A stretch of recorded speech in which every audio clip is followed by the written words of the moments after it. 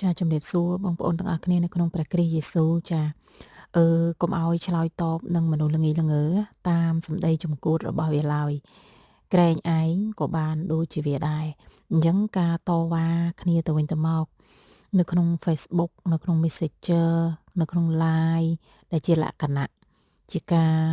ដោះសារជាការឆ្លោះប្រកែកជាការពន្យល់ឲ្យយល់បន្ទាប់ពីឆ្លោះគ្នាមកវាការអស់នឹងគឺជាការដែលធ្វើឲ្យមនុស្ស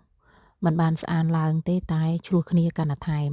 ជាការតបតទៅវិញទៅមកអញ្ចឹងយើងប្រជាពលរដ្ឋព្រះអង្គយើងមិនច្បាំងជាមួយនឹង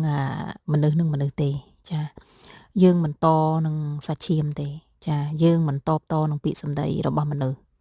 ទេចាវាធ្វើឲ្យរកតែគេឈ្មោះអត់ប្រយោជន៍ទាំងចាក់រុកចាហើយឆ្លោះប្រកែកនៅក្នុងអ្នករាល់គ្នាអញ្ចឹងទើបសុភាសិតនិយាយថាកុំតបនឹងមនុស្សល្ងីល្ងើចាកុំតបបើយើងតបទៅដូចគេយើងធ្វើដូចជាគេអញ្ចឹងដែរអញ្ចឹងវាអត់មានខុសអីពីគេទេយើងធ្វើដូចជាគេធ្វើដាក់យើងអញ្ចឹងដែរយើងតបតទៅវាកាន់ការខ្លះបើយើងមិនតបតវាអាចស្ងប់រងាប់ទៅវិញវាអត់មានពាក្យតបឆ្លើយទៅតបឆ្លើយមកទេតែការខ្លះបើយើងតបទៅតបមកច្រើនពេកទៅវាធ្វើឲ្យមានរឿងរ៉ាវវិញទេចាវាធ្វើឲ្យកាត់អស់ហ្នឹងវាឆេះរហូតតែម្ដងហើយន័យនេះគឺន័យមិនល្អណាបងប្អូនជាន័យដែល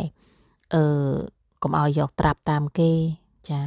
ក្រែងយើងនឹងបានដូចជាគេដែរបើយើងតបតទៅតបតមកវាមិនខុសណាយើង